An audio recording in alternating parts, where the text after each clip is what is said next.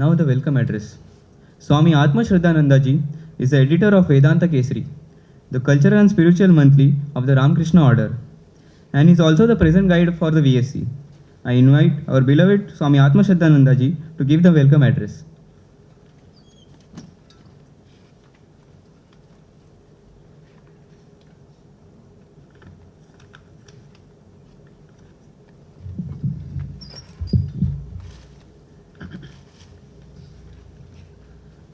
Revered Swami Abhiramanji Maharaj, dear Sri Rajiv Mehrotra,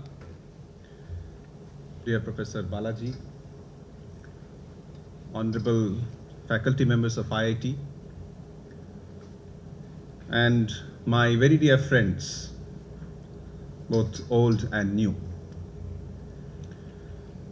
On behalf of the Vivekananda Study Circle, I extend a hearty and warm welcome to everyone present here. It's very encouraging to see quite a good attendance for this evening's function. In a sense, VSC, as the Vivekananda Study Circle is more popularly known, is entering into its teenage. That is, it's entering into its 13th year this year. We have already seen 2 PowerPoint presentations, and that sets the stage for launching this year's activities. On this happy occasion, let me go over and restate the VSC's goal and activities. A study circle, by definition, is an intellectual and cultural platform for the study of a subject of common interest. On a rather humorous note, one of our friends recently asked, why is it called a circle? Why is it not called a square or a bracket or any other geometrical form? Well, in answer we might say, maybe circle is the easiest and the most popular form available in and around us. Life and death cycle, or cycle of seasons, or the circular movement of earth around sun, and so on. They all seem to suggest that a cycle is, or a circle is, the easiest expression of a combined and mutual activity. Hence it is called a circle, because as in the case of a circle, the study circle too revolves around certain ideas and ideals. Its viewpoint and its focus being its perspective circumference. You have surely come across in schools and colleges astronomy clubs or amateur photographers associations or physics clubs focusing on those subjects and activities. The VSC is a study circle around Swami Vivekananda. And naturally it has Swamiji's ideas and personality as its focus. Swami Vivekananda's towering personality and dynamic message of strength, self-confidence, love, purity, and an inspiring lasting goal of life is the life force of the VSC. Well, what did Swamiji teach, especially the youth? Let me try to answer this through a series of denials. He did not preach any shortcuts to success and joy in life. He did not teach any namby-pamby approach to life or running away from facing life's problems. He did not talk of violence and hatred of any kind. He did not believe that it is all darkness and hopelessness around us, as many people seem to insist today. Nor did Swamiji ever say that there is no hope for an individual, or that any man or woman is condemned forever because of birth, religion, family, or language, or because his or her failures in some examinations or their inability to act in a particular way. On the contrary, Swamiji was an embodiment of a positive and healthy approach to life. There's nothing negative in Vivekananda. Rabindranath Tagore said once. Swamiji's words came from his own grand life of realization, his deepest convictions and bold actions. His personal greatness, like any other great man, spilled into his actions, into his words, into his message. He taught that everyone should take the responsibility of his life on himself, not blaming others, not friends, nor parents, nor school, nor college authorities, nor the government for one's failure, but learning to take the whole responsibility on your shoulders and trying to do better.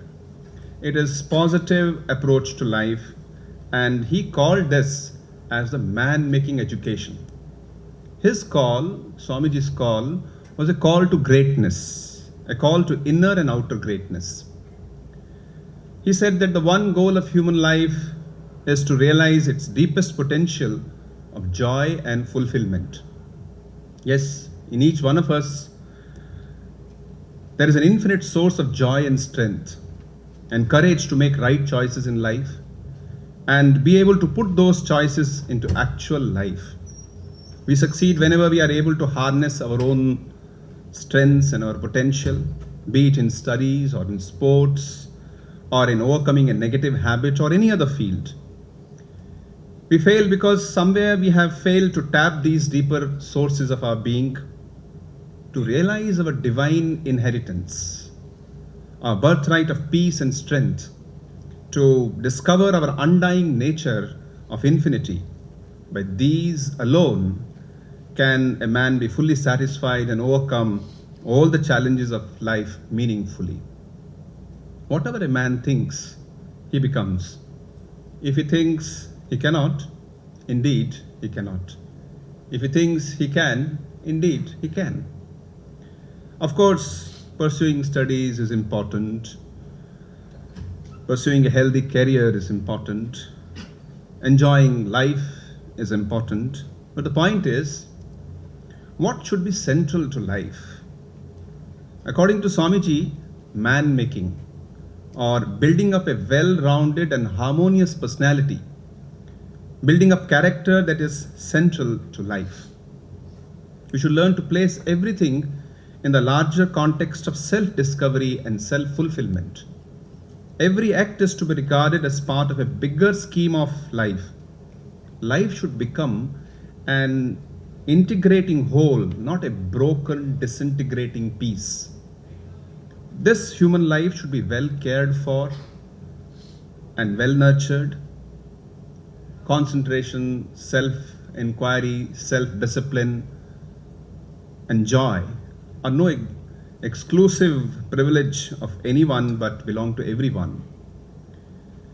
We all live in today's world, a world of keen and ruthless competition, a consumerist approach to life, a world of technological and scientific marvels, of increasing violence, and a life that lacks peace, harmony, and direction.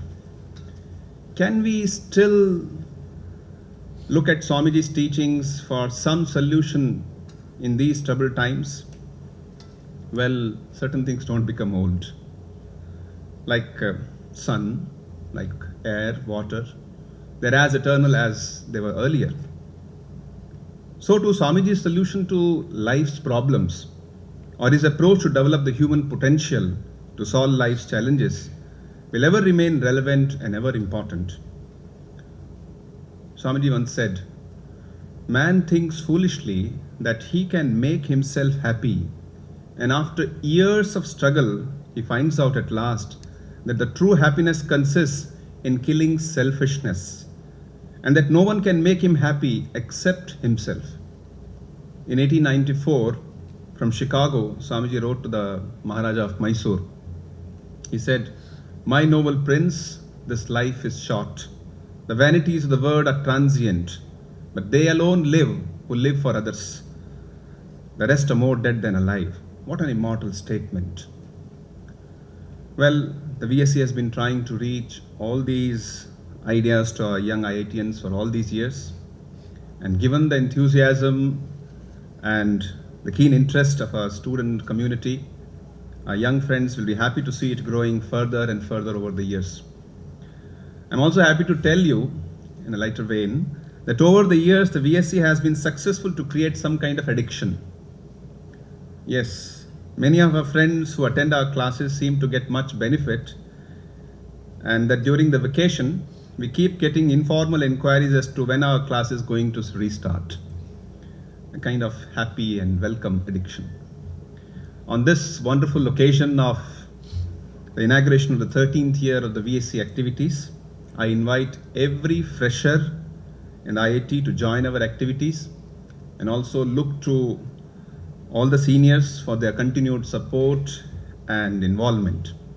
Once again, I extend a warm and great welcome to everyone. Thank you.